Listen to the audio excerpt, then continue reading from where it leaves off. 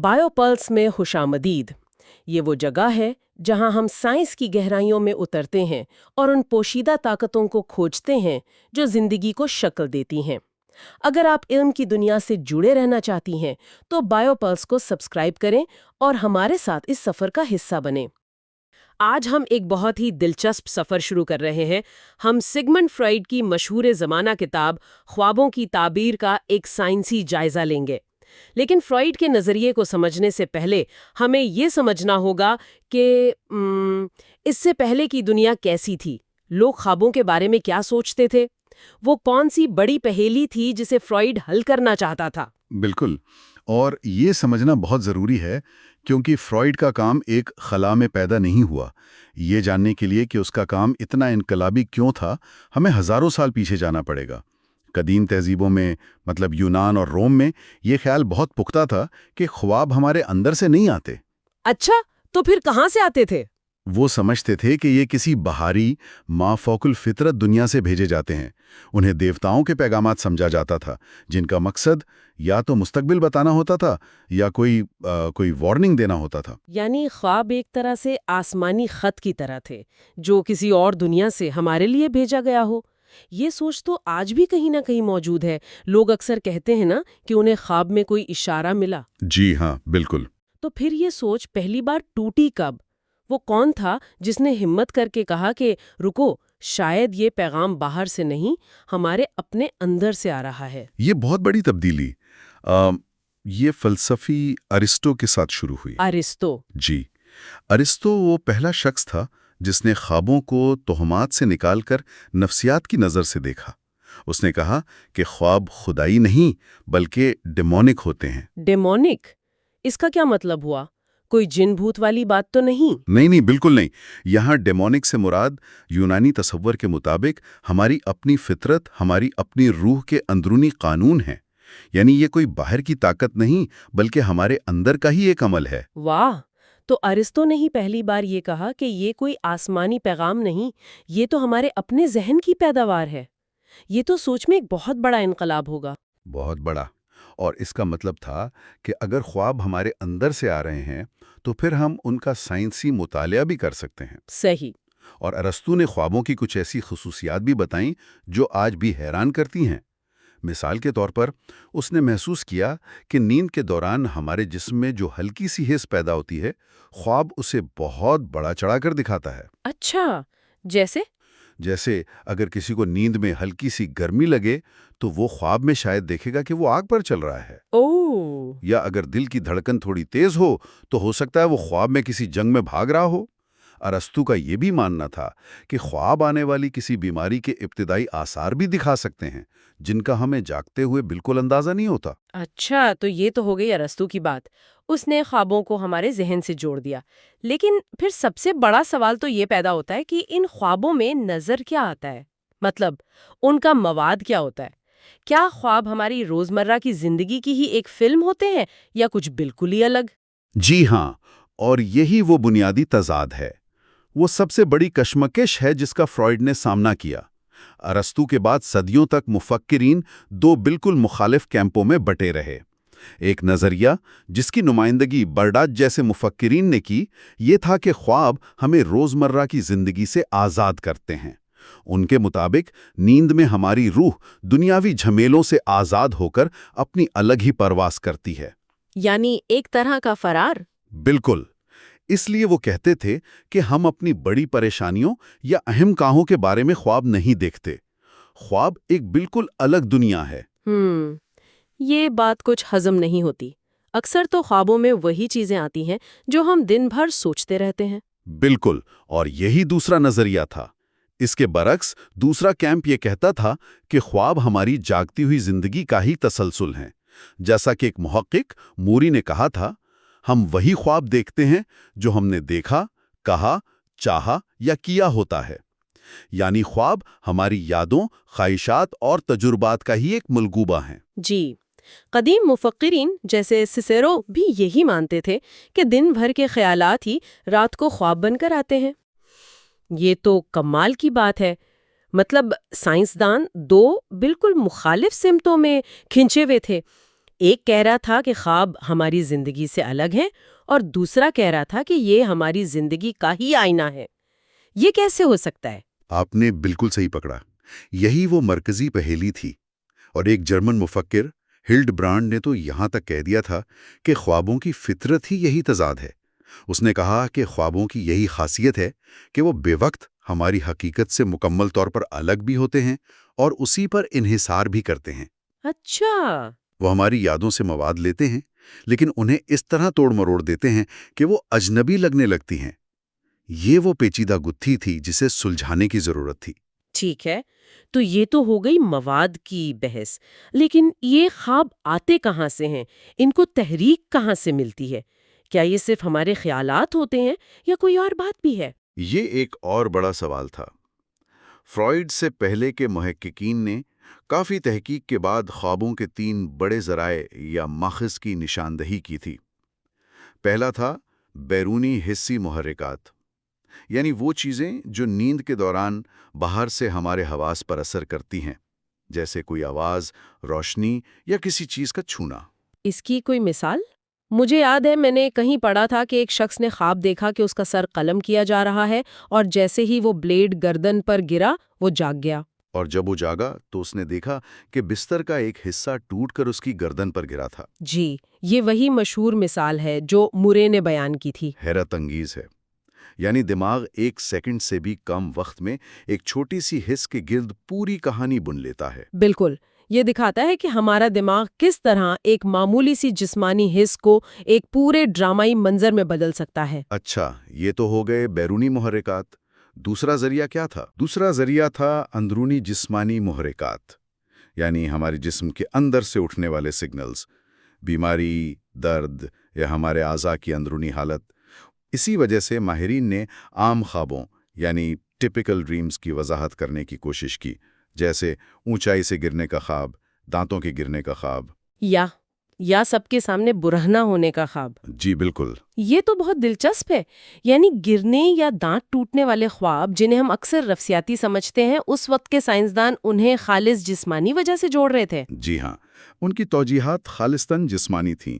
مثلاً برہنہ ہونے کا خواب اس لیے آتا ہے کیونکہ نیند میں ہمارے اوپر سے کمبل ہٹ جاتا ہے اور ٹھنڈی ہوا لگتی ہے۔ صحیح۔ اونچائی سے گرنے کا خواب اس وقت آتا ہے جب ہمارا کوئی بازو بستر سے نیچے لٹک جائے۔ دانت گرنے کے خواب کو دانتوں میں ہونے والی کسی تکلیف سے جوڑا جاتا تھا۔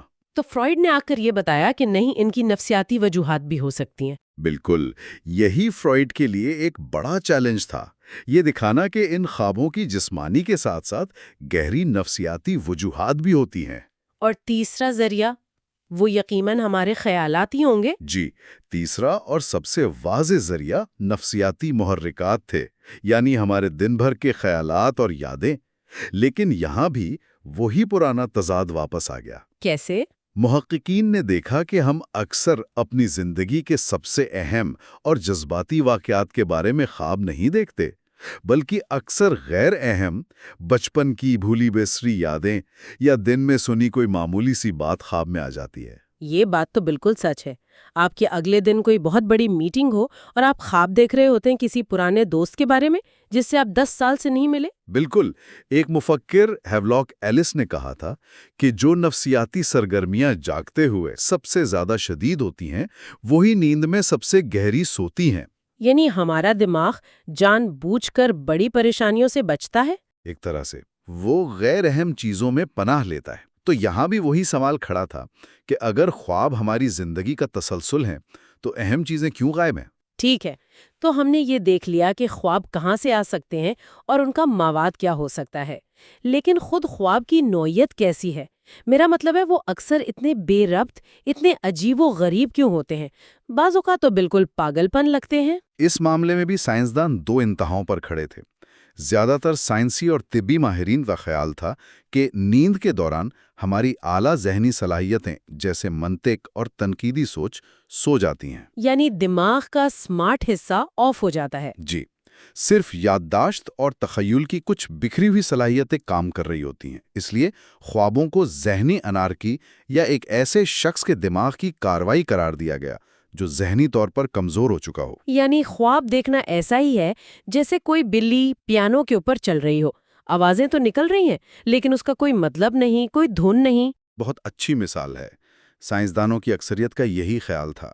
وہ خوابوں کو ایک بیکار اور خلل ڈالنے والا عمل سمجھتے تھے۔ لیکن اس کا ایک دوسرا رخ بھی تو ہوگا۔ جی ہاں، اس کے بالکل برعکس کچھ فلسفیوں کا خیال تھا کہ خوابوں میں ہماری ذہنی صلاحیتیں کمزور نہیں ہوتیں بلکہ جاگنے سے بھی زیادہ تیز ہو جاتی ہیں۔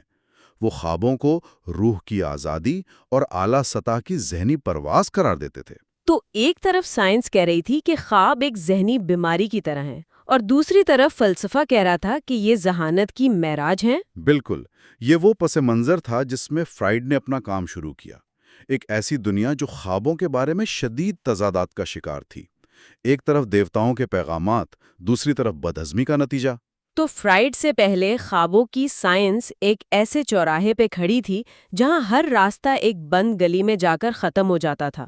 کوئی بھی نظریہ خواب کی پوری تصویر پیش نہیں کر پا رہا تھا۔ جی، اور اسی لیے سائنسدانوں کی اکثریت نے ہار مان لی تھی اور خوابوں کو ایک فضول موضوع قرار دے دیا تھا۔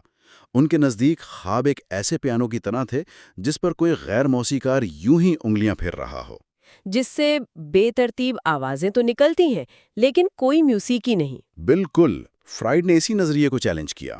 اس نے کہا کہ یہ آوازیں بے ترتیب نہیں ہیں، ان میں ایک چھپی ہوئی دھن ہے، ایک گہرا مطلب ہے۔ اس نے یہ ثابت کرنے کی کوشش کی کہ ہر خواب، چاہے وہ کتنا ہی بے توقع کیوں نہ لگے، ایک اہم نفسیاتی عمل ہے جس کی تعبیر کی جا سکتی ہے۔ تو اس سارے منظر نامے میں فرائیڈ کی کتاب خوابوں کی تعبیر ایک انقلابی دعوے کے ساتھ سامنے آئی۔ ہر خواب کا ایک مطلب ہوتا ہے اور وہ مطلب ایک خواہش کی تکمیل ہے۔ بالکل، فرائیڈ نے کہا کہ خواب نہ تو آسمانی پیغام ہیں اور نہ ہی بے معنی شور۔ وہ ہمارے لاشعوری ذہن سے بھیجا گیا ایک خفیہ خط ہیں جسے اگر صحیح طریقے سے پڑھا جائے تو ہماری شخصیت کے گہرے ترین راز سامنے آ سکتے ہیں۔ اس کے لیے فرائیڈ کے طریقے پر بات کریں گے اور ایک حقیقی خواب کا تجزیہ بھی کریں گے۔ اس دوران اپنے اس آخری خواب کے بارے میں سوچئے جو یاد ہو۔ کیا وہ واقعی بے ترتیب تصویروں کا ایک مجموعہ تھا، یا اس میں کوئی ایسا جذبہ، کوئی ایسی خواہش چھپی تھی جو بہت حقیقی محسوس ہوئی؟ فرائیڈ کا سفر اسی چھوٹی سی حقیقت سے شروع ہوتا ہے۔ تصور کریں آپ ایک خواب دیکھتے ہیں جس میں ایک عجیب سے کیمیکل ٹرائی میتھائل امین کا ذکر ہے۔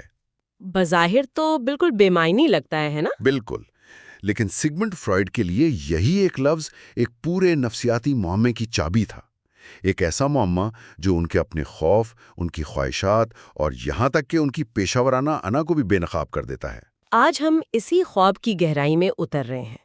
یہ فرائیڈ کی شہرہ آفاق کتاب خوابوں کی تعبیر کے بالکل مرکز میں ہے۔ اور ہمارا مقصد صرف یہ جاننا نہیں کہ اس خواب کا کیا مطلب تھا، نہیں، بلکہ یہ سمجھنا ہے کہ فرائیڈ اس مطلب تک پہنچے کیسے۔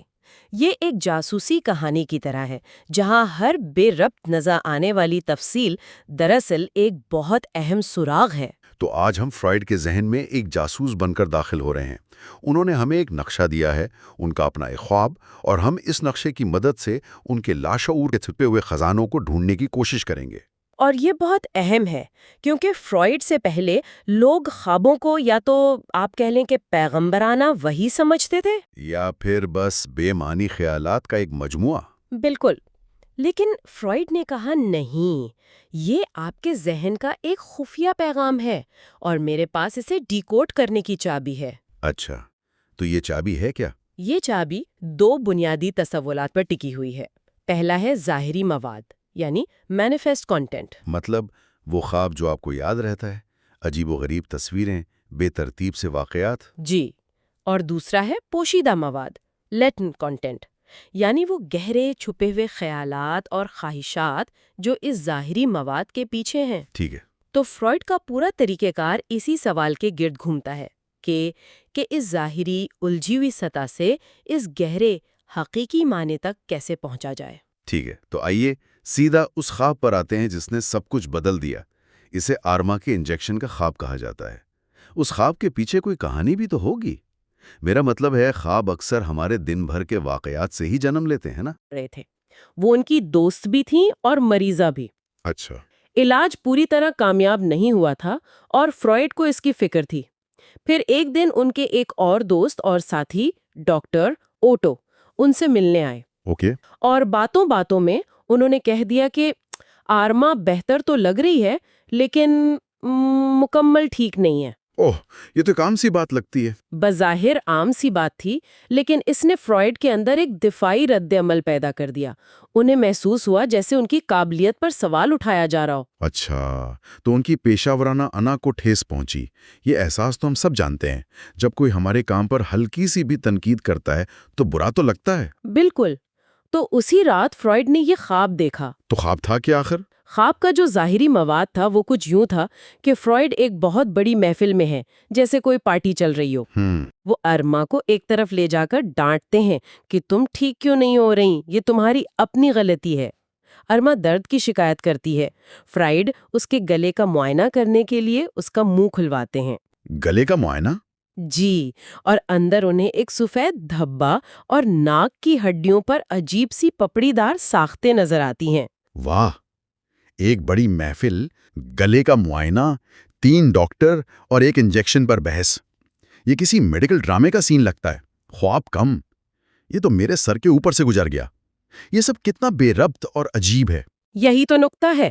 فرائیڈ کہتے ہیں کہ خواب کی یہی عجیب اور بے ربط کیفیت ہی اصل میں سراغ ہے۔ اچھا، وہ کیسے؟ اسے سمجھنے کے لیے انہوں نے جو طریقہ استعمال کیا اسے کہتے ہیں آزاد تلازم خیال، فری ایسوسی ایشن۔ ٹھیک ہے، اس کا کیا مطلب ہے؟ اس کا سادہ سا مطلب یہ ہے کہ آپ خواب کو ایک مکمل کہانی کی طرح نہ دیکھیں، بلکہ اس کے ٹکڑے کر دیں۔ پھر ہر ٹکڑے کو پکڑ کر دیکھیں کہ آپ کے ذہن میں کیا آتا ہے، بنا کسی روک ٹوک کے، بنا کسی تنقید کے۔ یعنی بس خیالات کو بہنے دیں۔ بالکل۔ فرائیڈ کا ماننا تھا کہ یہ خیالات کی لہر آپ کو سیدھا مسئلے کی جڑ تک لے جائے گی۔ تو آئیے اس طریقے کو استعمال کرتے ہیں۔ پہلا سراغ کیا تھا؟ وہ ارما کو ڈانٹ رہے ہیں کہ تم ٹھیک کیوں نہیں ہو رہی، اور پھر اس کے گلے کا معائنہ کرتے ہیں، جبکہ آپ نے بتایا کہ آٹو کے مطابق ارما کی اصل شکایت کچھ اور تھی۔ تو یہ گلے کا معائنہ کہاں سے آ گیا؟ بہت اچھا سوال ہے۔ جب فرائیڈ نے اس خیال پر توجہ دی تو ان کا ذہن فوراً ارما کی ایک قریبی دوست کی طرف گیا۔ اچھا۔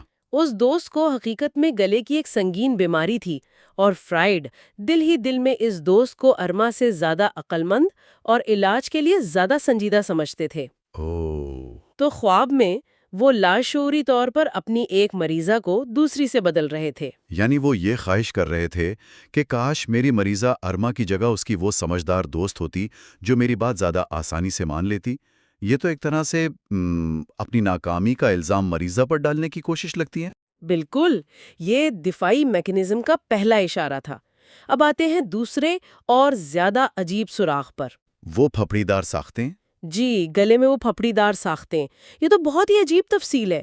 گلے میں پپڑی، اس سے فرائیڈ کا ذہن کہاں گیا؟ ہاں، یہ واقعی بہت عجیب ہے۔ اس کا کیا تعلق ہو سکتا ہے؟ یہاں سے خیالات کی ایک بہت ذاتی اور گہری لڑی شروع ہوتی ہے۔ یہ انہیں سیدھا اپنی صحت کی فکر کی طرف لے گئی۔ اپنی صحت کی فکر؟ جی، فرائیڈ ان دنوں اپنی ناک کے مسائل کی وجہ سے پریشان تھے اور خود تشخیصی طور پر کوکین استعمال کرتے تھے، جو اس وقت ایک عام دوا سمجھی جاتی تھی۔ اچھا۔ وہ پھپڑیاں انہیں اپنی ناک کی حالت کی یاد دلا رہی تھیں۔ ایک منٹ، یعنی اپنی مریضہ کا معائنہ کرتے کرتے وہ لاشعوری طور پر اپنا معائنہ کرنے لگے، اپنے خوف اور اپنی کمزوریوں کا؟ آپ نے بالکل صحیح پکڑا، اور بات یہیں ختم نہیں ہوئی۔ اس خیال نے انہیں ایک اور تکلیف دہ یاد کی طرف دھکیل دیا۔ وہ کیا تھی؟ ان کی ایک پرانی مریضہ جس کی موت ایک گندے سرنج سے لگائے گئے انجیکشن کی وجہ سے ہوئی تھی۔ او خدایا! اس یاد نے ان کے اندر کے پیشہ ورانہ خوف، ڈاکٹر کی حیثیت سے اپنی ذمہ داری اور ناکامی کے احساس کو جگا دیا۔ تو آپ دیکھ سکتے ہیں کہ ایک چھوٹی سی تصویر، پپڑی دار ساختیں، کیسے ان کے ذاتی صحت اور پیشہ ورانہ ناکامی کے خوف کو ایک ساتھ جوڑ رہی ہیں۔ یہ تو واقعی بہت گہرا ہے۔ خواب کی ایک تصویر اور اس کے پیچھے اتنی ساری پریشانیاں چھپی ہیں۔ ٹھیک ہے، اب اس معاملے کے سب سے بڑے اور سب سے عجیب حصے کی طرف آتے ہیں، وہ کیمیکل ٹرائی میتھائل امائن۔ یہ نام خواب میں کہاں سے آ گیا؟ یہ تو کسی کیمسٹری کے امتحان کا سوال لگتا ہے۔ یہ اس پورے خواب کا مرکزی نقطہ یا نوڈل پوائنٹ ہے، جہاں کئی ساری پوشیدہ سوچیں آ کر ملتی ہیں۔ اچھا۔ جب فرائیڈ نے اس نام پر غور کیا تو انہیں فوراً اپنے ایک بہت قریبی دوست ولیم فیلش کے ساتھ ہوئی ایک گفتگو یاد آئی۔ فیلش بھی ایک ڈاکٹر تھے اور ان کے نظریات بہت غیر معمولی تھے۔ غیر معمولی سے کیا مراد ہے؟ فلس کا ایک نظریہ تھا کہ انسانی نفسیات اور جنسیت کا گہرا تعلق ناک کے راستوں سے ہے۔ کیا؟ ناک کے راستوں سے؟ جی، وہ سمجھتے تھے کہ ناک کے اندر ایسے مقامات ہیں جو براہ راست جنسی اعضاء اور نفسیاتی مسائل سے جڑے ہیں۔ آج یہ نظریہ ہمیں بہت عجیب لگتا ہے، لیکن اس وقت فرائیڈ اس سے بہت متاثر تھے۔ فلیس کا ہی ماننا تھا کہ ٹرائی میتھائل امین جنسی میٹابولزم کی ایک پیداوار ہے۔ ایک منٹ رکیے، فرائیڈ کو یہ سب کیسے معلوم ہوا؟ کیا یہ ممکن نہیں کہ وہ بعد میں یہ سب کہانیاں بنا رہے ہوں تاکہ ان کا نظریہ درست ثابت ہو سکے؟ مطلب ایک کیمیکل کا نام سن کر جنسیت کا پورا موضوع ذہن میں آنا، اور وہ بھی ناک کے راستے سے، یہ تھوڑا کھینچا تانی نہیں لگتا؟ یہ ایک بہت اہم نکتہ ہے، اور فرائیڈ کے ناقدین اکثر یہ سوال اٹھاتے ہیں۔ لیکن فرائیڈ کے مطابق آزاد تلازم خیال کا مقصد ہی یہی ہے۔ ذہن منطقی راستے اختیار نہیں کرتا۔ ٹھیک ہے۔ اس کے لیے ٹرائی میتھائل امین کا لفظ صرف ایک کیمیکل نہیں تھا، بلکہ یہ ان کے دوست فلیس کے عجیب نظریات، جنسیات پر ان کی بحثیں اور ان کی دوستی کی پیچیدگیوں کا ایک آپ کہہ لیں کوڈ ورڈ تھا۔ اچھا۔ اس ایک لفظ نے جنسیت کے پورے موضوع کو خواب میں داخل کر دیا، اور اس سے فرائیڈ کو آرما کی بیماری کی ایک اور ممکنہ وجہ ملی۔ اور وہ کیا تھی؟ شاید اس کی بیماری کی جڑ نفسیاتی نہیں، بلکہ اس کا بیوہ ہونا اور اس کی جنسی خواہشات کا پورا نہ ہونا ہے۔ اچھا، تو اب سارے سراغ ہمارے سامنے ہیں۔ آرما کی بیماری کو اس کی دوست کی بیماری سے بدل دیا گیا، گلے کی پپڑیاں فرائیڈ کے اپنے خوف کی علامت بن گئیں، اور ایک کیمیکل کے نام نے جنسیت اور دوست کے نظریات کو کہانی میں شامل کر دیا۔ تو اس سب کا کیا مطلب ہے؟ اس جاسوسی کہانی کا حل کیا نکلا؟ خواب کا اصل مقصد کیا تھا؟ آخر میں جب تمام ٹکڑوں کو جوڑا گیا تو خواب کا پوشیدہ مواد یا اصل مقصد سامنے آیا۔ یہ ایک خواہش کی تکمیل تھی، وش فلفلمنٹ۔ خواہش کی تکمیل؟ جی، فرائیڈ کی شدید خواہش یہ تھی کہ آرما کی حالت کے لیے خود کو الزام سے بری کر دیں۔ اوٹو کے ایک جملے نے ان کی انا کو جو ٹھیس پہنچائی تھی، ان کا لاشعور اس کا ازالہ کرنا چاہتا تھا۔ تو یہ پورا پیچیدہ ڈرامہ صرف خود کو بے قصور ثابت کرنے کے لیے تھا؟ بالکل۔ خواب نے ایک ایسی کہانی تخلیق کی جس میں ارما کی بیماری کی ذمہ داری فرائیڈ پر نہیں تھی۔ آئیے دیکھتے ہیں کیسے۔ جی بتائیں۔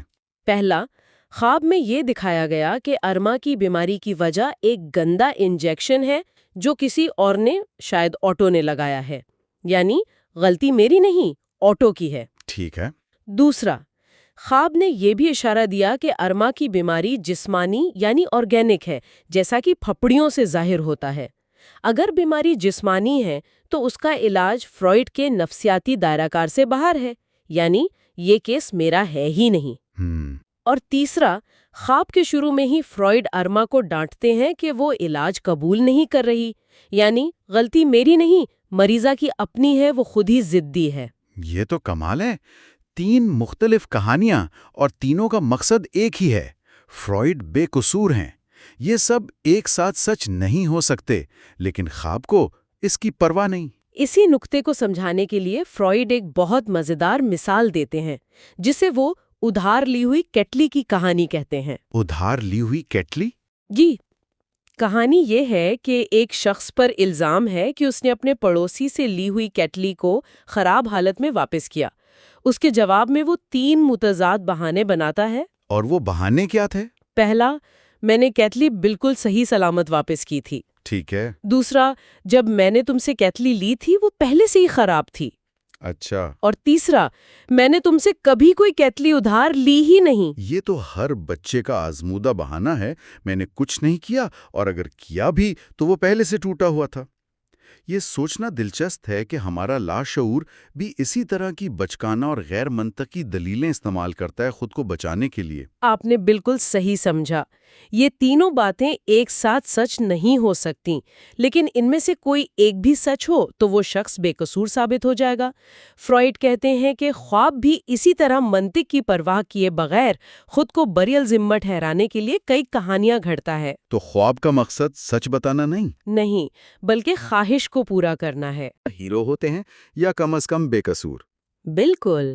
فرائڈ کا کمال یہ دکھانا تھا کہ خواب ہمارے لاشعور کا تھیٹر ہے، جہاں ہم خود اپنے لیے، اپنی تسکین کے لیے ایک ڈرامہ پیش کرتے ہیں۔ تو آج ہم نے فرائڈ کے نظریے کے بنیادی ستون دیکھے، ظاہری اور پوشیدہ مواد کا فرق، آزاد تلازم خیال کی تکنیک اور یہ نظریہ کہ خواب خواہشات کی تکمیل ہیں۔ جی، لیکن اس ساری گفتگو سے ایک بہت بڑا اور اہم سوال پیدا ہوتا ہے۔ اور وہ کیا ہے؟ سوال یہ ہے کہ اگر خواب کا مقصد خواہش کو پورا کرنا ہی ہے تو وہ سیدھے سادے طریقے سے ایسا کیوں نہیں کرتا؟ فرائڈ سیدھا یہ خواب کیوں نہیں دیکھ سکتے تھے کہ میں ایک عظیم ڈاکٹر ہوں اور ارما بالکل ٹھیک ہو گئی ہے؟ اچھا سوال ہے۔ اس خواہش کو اتنا چھپانے، توڑنے مروڑنے اور ایک عجیب و غریب کہانی میں بدلنے کی کیا ضرورت تھی؟ یہ ایک زبردست سوال ہے، اور میرے خیال میں یہیں پر فرائڈ کے خواب کی بگاڑ، یعنی ڈریم ڈسٹورشن اور ذہنی سینسرشپ کا تصور سامنے آتا ہے۔ بالکل۔ ایسا لگتا ہے کہ ہمارے ذہن کا ایک حصہ ایک چوکیدار کی طرح کچھ خواہشات اور خیالات کو ہمارے شعور تک پہنچنے سے روکتا ہے، یہاں تک کہ نیند میں بھی۔ اور ہم اپنی اگلی گفتگو میں اسی خیال کو مزید گہرائی سے جانیں گے کہ ہمارا ذہن یہ سینسرشپ کیوں کرتا ہے، اور فرائڈ کیوں اس بات پر قائل تھے کہ ہر خواب، یہاں تک کہ ایک خوفناک ڈراونا خواب بھی، اپنی اصل میں کسی نہ کسی خواہش کی تکمیل ہی ہوتا ہے۔ تو اگلی بار جب کسی کے خواب میں کوئی عجیب و غریب تصویر آئے، کوئی بے ربط واقعہ ہو، تو اسے نظر انداز کرنے کے بجائے شاید یہ پوچھنا چاہیے، میرا ذہن مجھے کون سی کہانی سنانے کی کوشش کر رہا ہے اور وہ کون سی خواہش پوری کرنا چاہتا ہے جسے وہ براہ راست کہنے کی ہمت نہیں رکھتا۔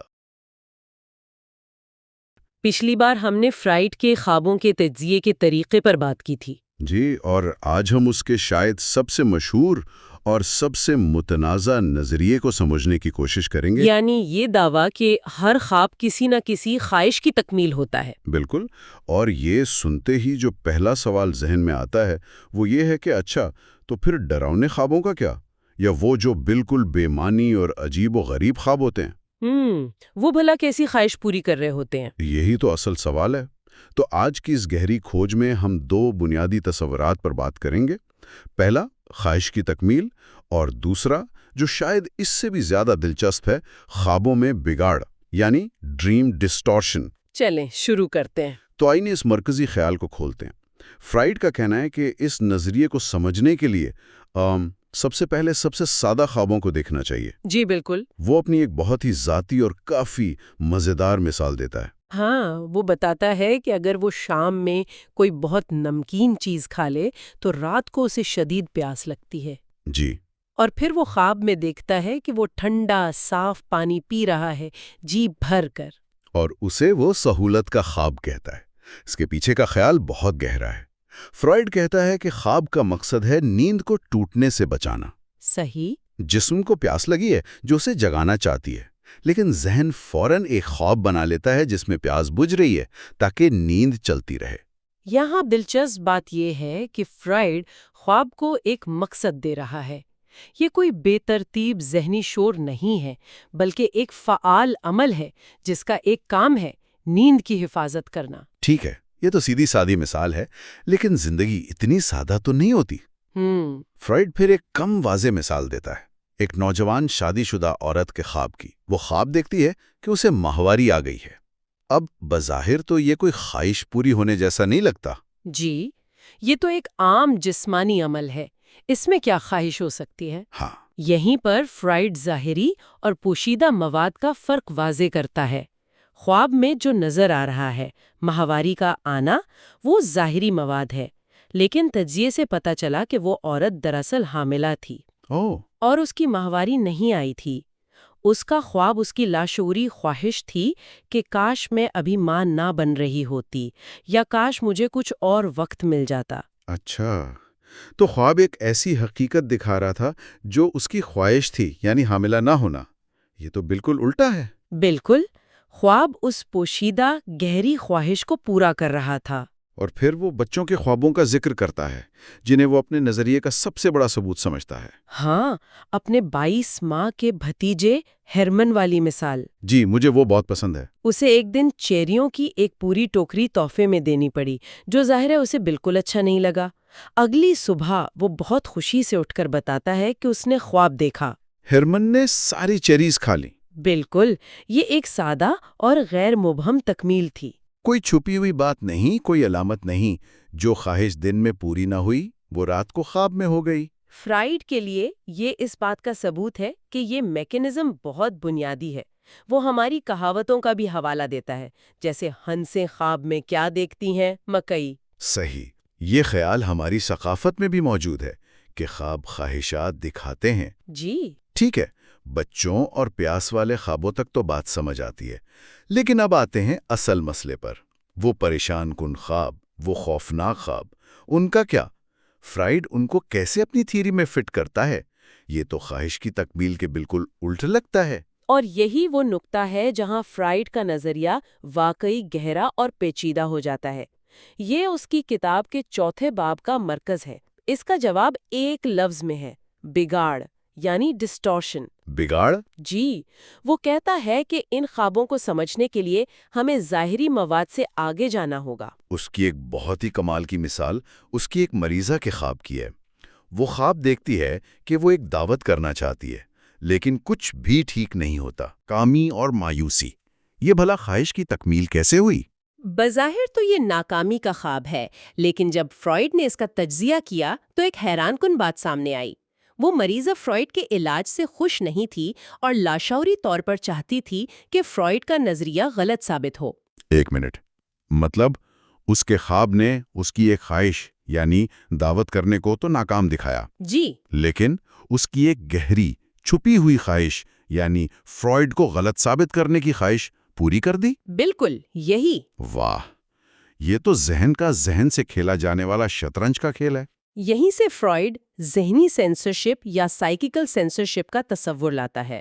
وہ کہتا ہے کہ ہمارے ذہن میں دو الگ الگ قوتیں کام کر رہی ہیں۔ ایک ہے لاشعور، جو خواہشات پیدا کرتا ہے، اور دوسری ایجنسی ایک سینسر یا محافظ کی طرح کام کرتی ہے۔ اس کا کام ان ناقابل قبول خواہشات کو روکنا ہے یا ان کا روپ اتنا بدل دینا ہے کہ وہ ہمارے شعوری ذہن کے لیے قابل قبول بن جائیں۔ یہ بالکل ایک سیاسی سینسر کی طرح ہے جو اخبار میں قابل اعتراض حصے کو کالا کر دیتا ہے۔ بہترین مثال ہے۔ خواب کا سینسر بھی بالکل یہی کرتا ہے۔ وہ خواہش کو سیدھے سبھاؤ باہر نہیں آنے دیتا، بلکہ اسے توڑ مروڑ کر علامتوں میں چھپا کر پیش کرتا ہے۔ اسی لیے فرائیڈ خواب کی تعریف یوں کرتا ہے، خواب ایک دبائی ہوئی خواہش کی بھیس بدلی ہوئی تکمیل ہے۔ جی، بگاڑ کا سارا عمل اسی سینسرشپ کی وجہ سے ہے۔ ٹھیک ہے، یہ سینسرشپ والا خیال بہت دلچسپ ہے، اگرچہ تھوڑا عجیب بھی ہے، لیکن اگر اسے مان بھی لیں تو یہ پریشان کن خوابوں کی وضاحت کیسے کرتا ہے؟ اگر سینسر کا کام ہمیں پریشانی سے بچانا ہے تو پھر ہم خواب میں خوف اور بے چینی کیوں محسوس کرتے ہیں؟ یہ ایک بہت اہم سوال ہے۔ فرائیڈ کا جواب یہ ہے کہ ناخوشگوار خوابوں میں جو مواد ہوتا ہے وہ سینسر کے لیے تو ناگوار ہے، لیکن لاشعور کی خواہش کو پورا کر رہا ہے۔ اچھا، جو ناخوشگوار احساس یعنی بے چینی یا خوف ہم محسوس کرتے ہیں، وہ دراصل اس کچلی ہوئی خواہش کے باہر آنے کے خلاف سینسر کا رد عمل ہے۔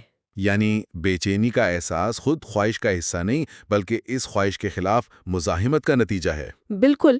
مثال کے طور پر کسی عزیز کی موت کا خواب دیکھنا انتہائی تکلیف دہ ہو سکتا ہے۔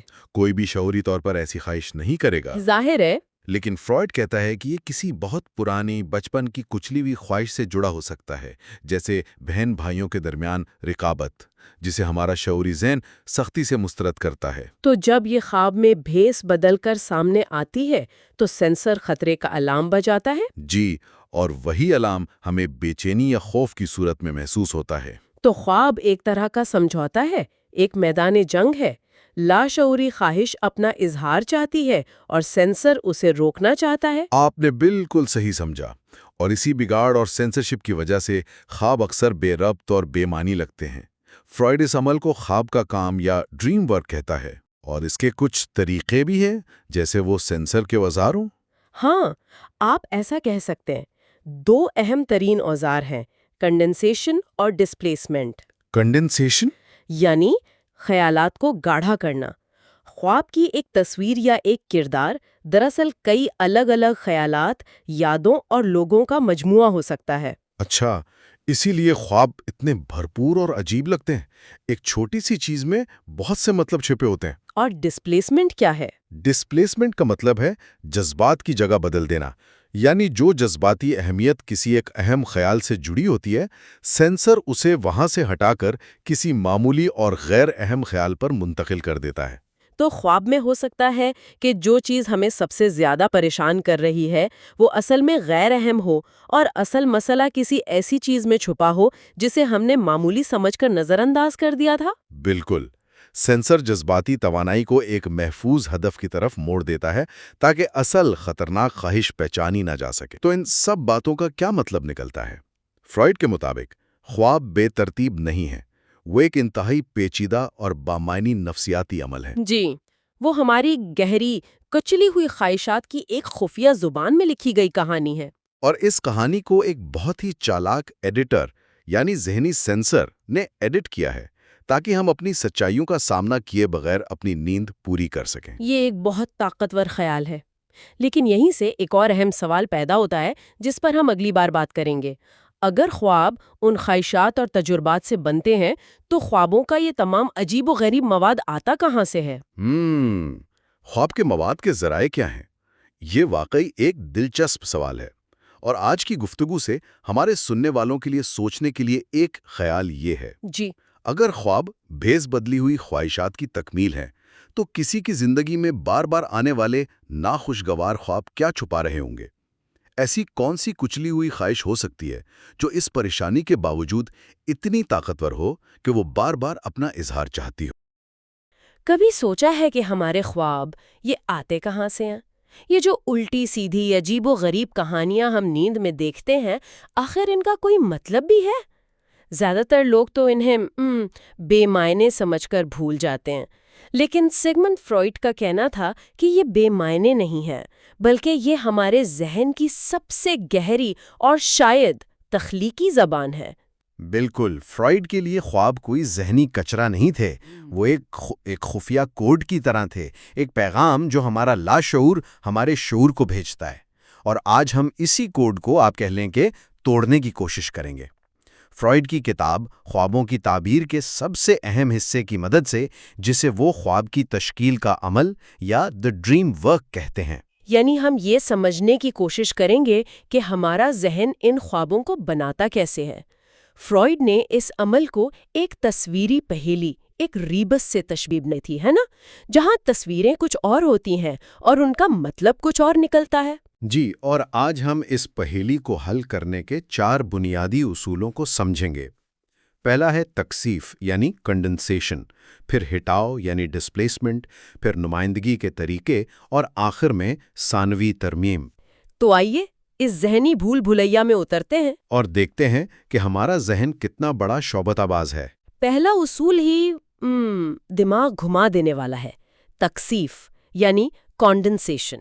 اس کا سیدھا سادہ مطلب تو یہی ہے کہ خواب بہت ساری معلومات کو ایک چھوٹی سی جگہ میں ٹھونس دیتے ہیں۔ جی، فرائڈ کا دعویٰ تھا کہ جو خواب آپ کو آدھے صفحے میں یاد رہتا ہے، اس کے پیچھے درجنوں صفحات پر پھیلے خیالات، یادیں اور احساسات چھپے ہو سکتے ہیں۔ یہ تو بالکل ایک زپ فائل کی طرح ہے۔ بالکل، کیا خوب مثال دی آپ نے۔ باہر سے ایک چھوٹی سی فائل نظر آتی ہے، لیکن جب آپ اسے کھولتے ہیں تو اندر سے درجنوں دستاویزات، تصویریں اور ویڈیوز نکل آتی ہیں۔ خواب کا ذہن بھی بالکل اسی طرح کام کرتا ہے۔ واو، یہ تو بہت جدید مثال ہے۔ اس کی کوئی کلاسیکی مثال فرائڈ نے دی ہے؟ بالکل، اس کی بہترین مثال فرائڈ کا اپنا نباتی مونوگراف والا خواب ہے۔ خواب بہت سادہ تھا۔ انہوں نے ایک کتاب دیکھی جس میں ایک رنگین تصویر تھی اور ایک سوکھا ہوا پودا تھا، بس۔ لیکن جب انہوں نے اس کا تجزیہ کیا تو اس ایک منظر کے پیچھے سے کیا کچھ نہیں نکلا۔ اپنے ایک دوست سے پیشہ ورانہ حسد، اپنے مشاغل پر فخر، اپنی بیوی سے ایک گفتگو، اور یہاں تک کہ بچپن کی ایک یاد، یہ سب خیالات اس ایک کتاب اور پودے کی تصویر میں کثیف یا کنڈنس ہو گئے تھے۔ یعنی ایک تصویر میں پوری فلم چھپی ہوئی تھی۔ لیکن ذہن یہ کرتا کیسے ہے؟ کیا وہ بس چیزوں کو ایک دوسرے کے اوپر رکھ دیتا ہے؟ اس کے 2 بڑے دلچسپ طریقے ہیں۔ پہلا ہے اجتماعی اور مرکب شبیہہ بنانا، یعنی خواب ایک ہی شخص کے کردار میں کئی لوگوں کی خصوصیات یا شکلیں جمع کر دیتا ہے۔ اچھا۔ فرائیڈ کے مشہور آرما کے انجیکشن والے خواب میں جو کردار آرما کا تھا وہ صرف ان کی مریضہ آرما نہیں تھی، اس میں فرائیڈ کی بیٹی کی جھلک بھی تھی، ایک اور مریضہ کی بھی، اور چند دیگر خواتین کی بھی۔ خواب نے ان سب کو ملا کر ایک نیا کردار بنا دیا تھا جو ان سب کی نمائندگی کر رہا تھا۔ یہ تو ایسا ہی ہوا جیسے آج کل ایک میم ہوتا ہے، ایک چھوٹی سی تصویر لیکن اس کے پیچھے ایک پوری فلم کا حوالہ، ایک سیاسی تبصرہ یا ایک سماجی طنز چھپا ہوتا ہے۔ خواب کا ذہن بھی اسی طرح کام کرتا ہے، ایک تصویر میں پوری کہانی سمو دیتا ہے۔ کیا خوب مثال دی ہے، اور یہی کام وہ الفاظ کے ساتھ بھی کرتا ہے۔ خواب الفاظ کو ٹھوس چیزوں کی طرح توڑتا، مروڑتا اور جوڑتا ہے۔ فرائیڈ کے ایک خواب میں ایک لفظ آیا، نورک دال۔ اب یہ حقیقی زبان میں کوئی لفظ نہیں ہے، لیکن تجزیے سے پتہ چلا کہ یہ اس زمانے کے دو مشہور ڈراموں کے کرداروں کے ناموں کو ملا کر بنایا گیا تھا۔ ایک ڈرامے کی ہیروئن نورا اور دوسرے کا کردار اقدال۔ اچھا، تو نورا اور اقدال کو ملا کر نور اقدال بنا دیا، یعنی خوابوں کا ذہن ایک شاعر یا ایک پن ماسٹر کی طرح ہے جو الفاظ کو توڑ مڑوڑ کر نئے حیران کن معنی پیدا کرتا ہے۔ بالکل، یہ ایک انتہائی تخلیقی عمل ہے۔ تو پہلا اصول یہ ہوا کہ خواب کا ذہن بہت کفایت شار ہے، وہ کم سے کم جگہ میں زیادہ سے زیادہ معلومات ٹھونس دیتا ہے۔ جی، وہ ایک ماہر ایڈیٹر کی طرح ہے، لیکن اس کی چالاکی صرف یہیں ختم نہیں ہوتی۔ اچھا، تو ذہن خیالات کو سکیڑتا ہے، لیکن صرف یہی اس کی چالاکی نہیں ہے۔ وہ ان خیالات کی جذباتی اہمیت کو بھی الٹ پلٹ دیتا ہے تاکہ اصل کہانی چھپی رہے، اور یہی ہمیں دوسرے اصول کی طرف لے جاتا ہے، ہٹاؤ یعنی ڈسپلیسمنٹ۔ یہ خواب کی تشکیل کا سب سے ہوشیار پہلو ہے۔ اس میں ہوتا یہ ہے کہ جو خیال یا خواہش لاشعور میں سب سے زیادہ جذباتی شدت رکھتی ہے، خواب اس شدت کو وہاں سے ہٹا کر کسی بالکل غیر اہم اور معمولی چیز پر منتقل کر دیتا ہے۔ یعنی جو اصل ہیرو ہے اسے ایکسٹرا بنا دیا جاتا ہے اور کسی ایکسٹرا کو ہیرو۔ بالکل، آپ کہہ سکتی ہیں کہ ہمارا ذہن ایک ماہر شعبدہ باز کی طرح کام کرتا ہے۔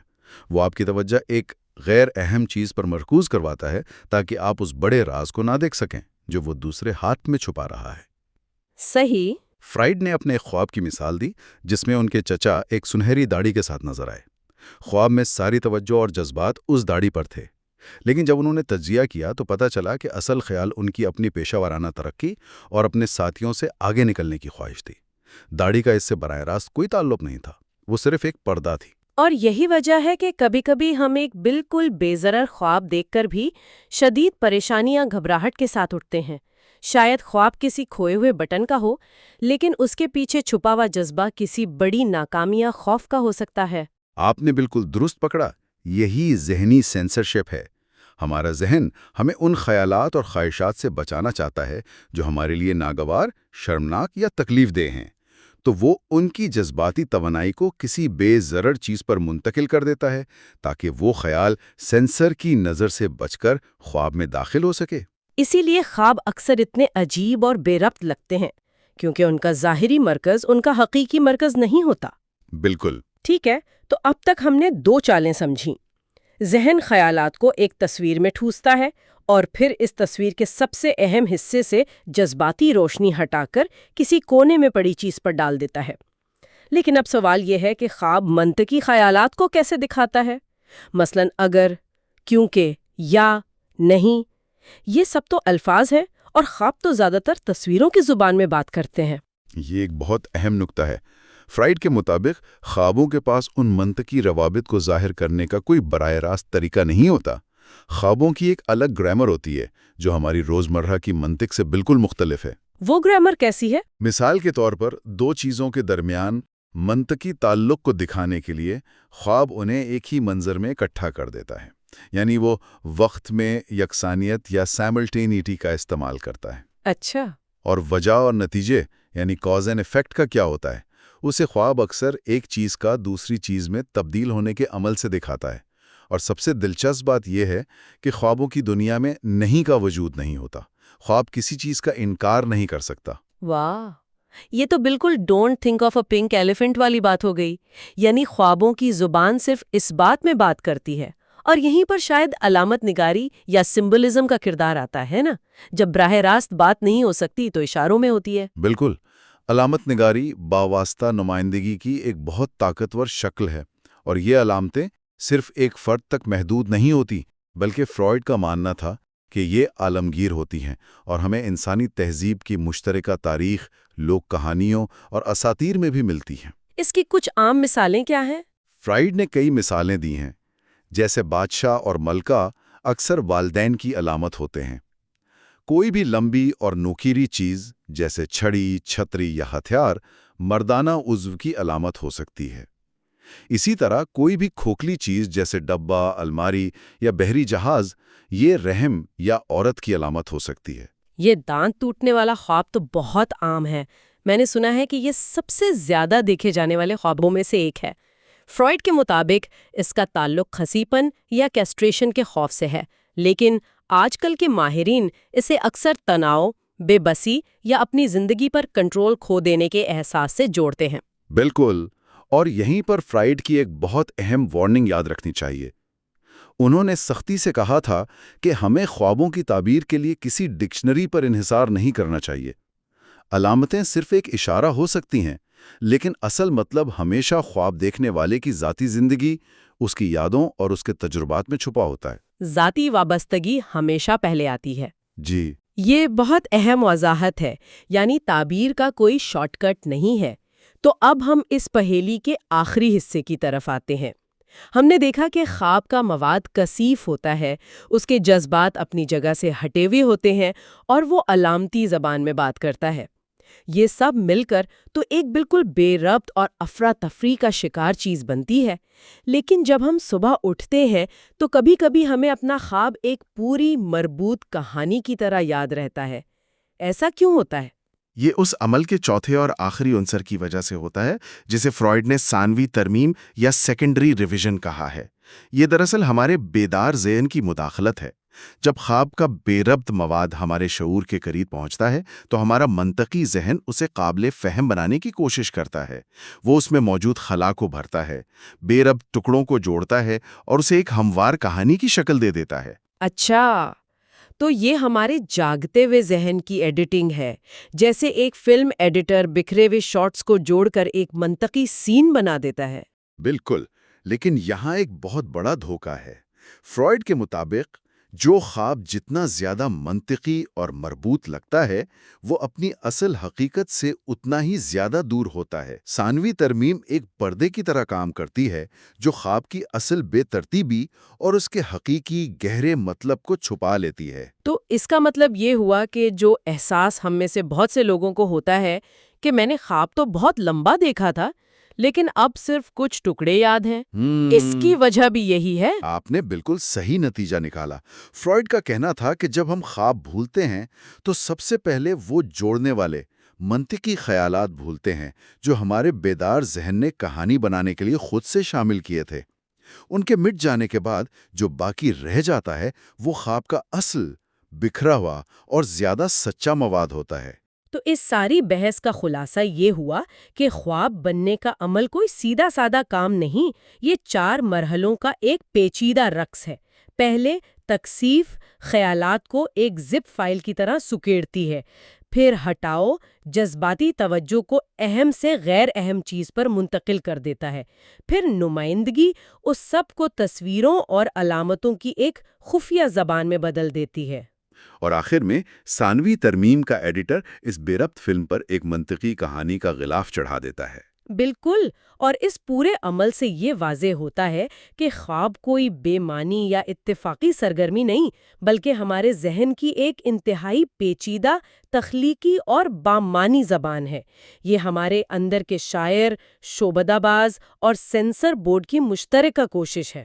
یہ واقعی حیران کن ہے کہ ہمارا ذہن نیند میں بھی اتنی محنت کرتا ہے. یہ صرف آرام نہیں کر رہا ہوتا بلکہ ایک پوری نفسیاتی دنیا تخلیق کر رہا ہوتا ہے.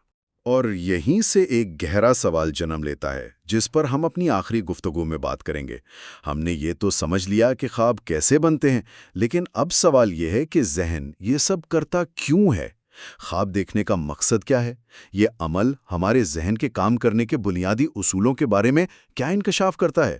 یہ ہماری اگلی اور آخری منزل ہوگی۔ ہر رات ہم ایک ایسی فلم دیکھتے ہیں جس کے ہم ہی ڈائریکٹر، اداکار اور تماشائی ہوتے ہیں، لیکن ہمیں اس کا اسکرپٹ یاد نہیں ہوتا۔ بالکل۔ صبح آنکھ کھلتی ہے تو کچھ عجیب و غریب منظر یاد رہ جاتے ہیں جن کا آپس میں کوئی تعلق نہیں ہوتا، ہے نا؟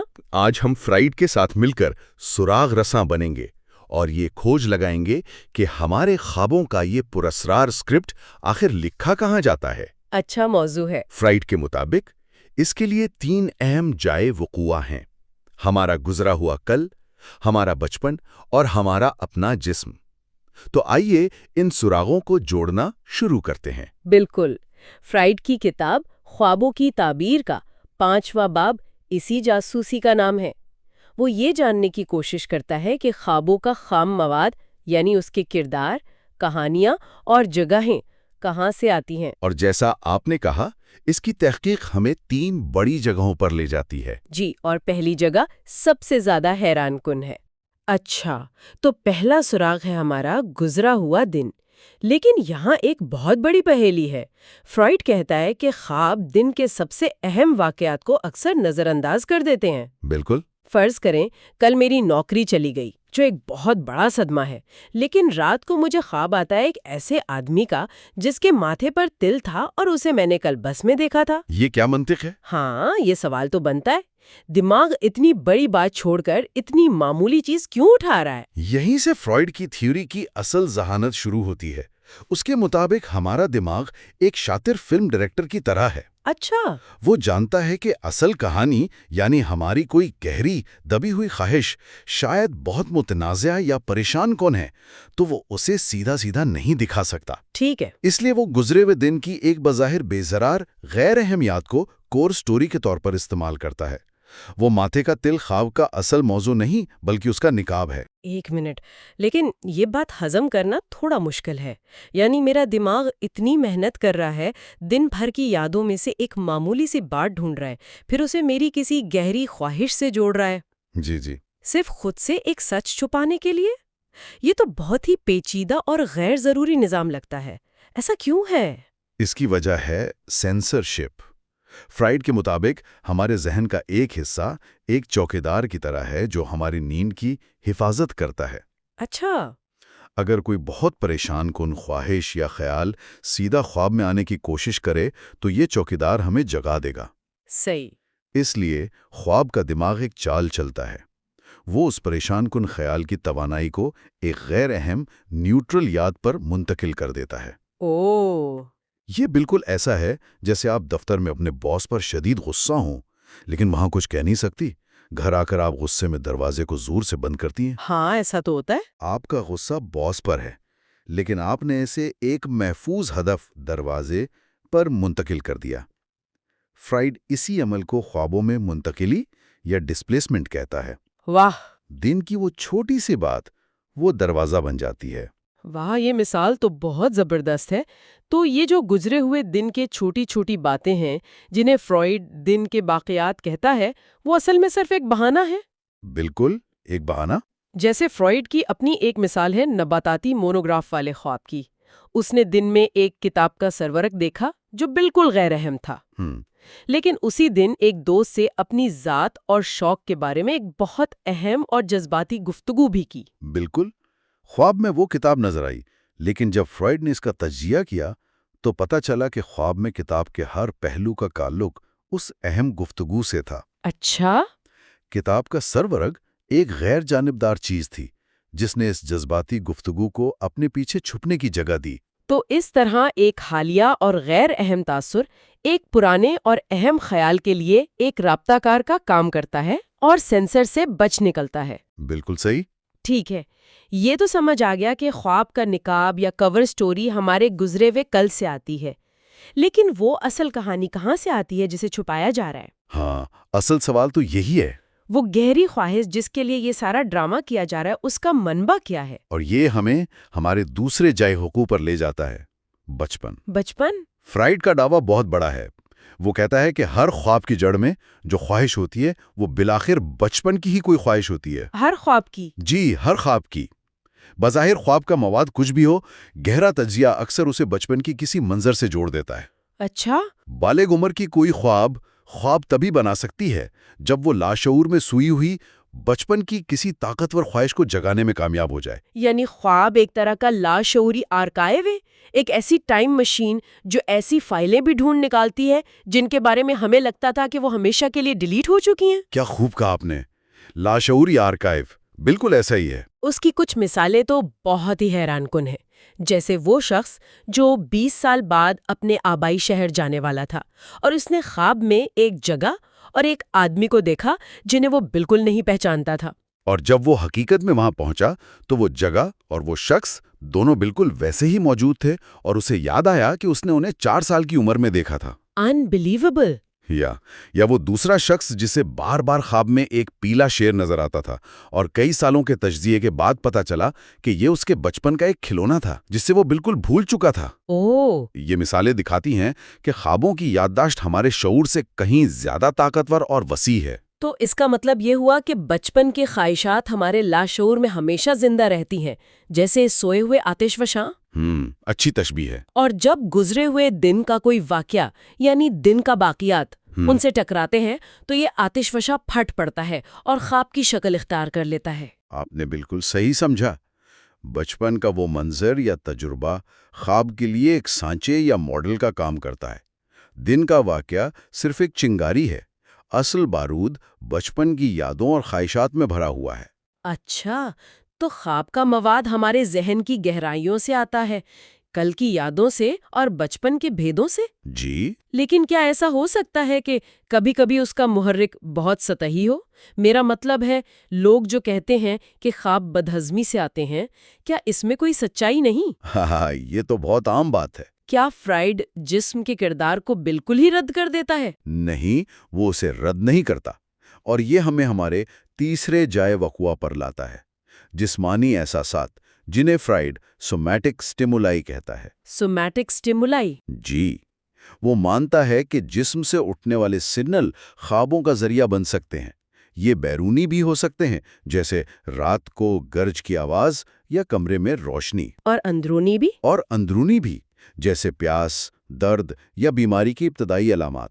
تو اس کا مطلب یہ ہے کہ اگر مجھے رات کو پیاس لگی ہے تو میں پانی پینے کا خواب دیکھوں گی، یا اگر بستر سے چادر ہٹ گئی ہے تو مجھے سردی لگنے یا برہنہ ہونے کا خواب آئے گا۔ کیا یہ اتنا سیدھا ہے؟ یہاں ایک اہم نکتہ ہے۔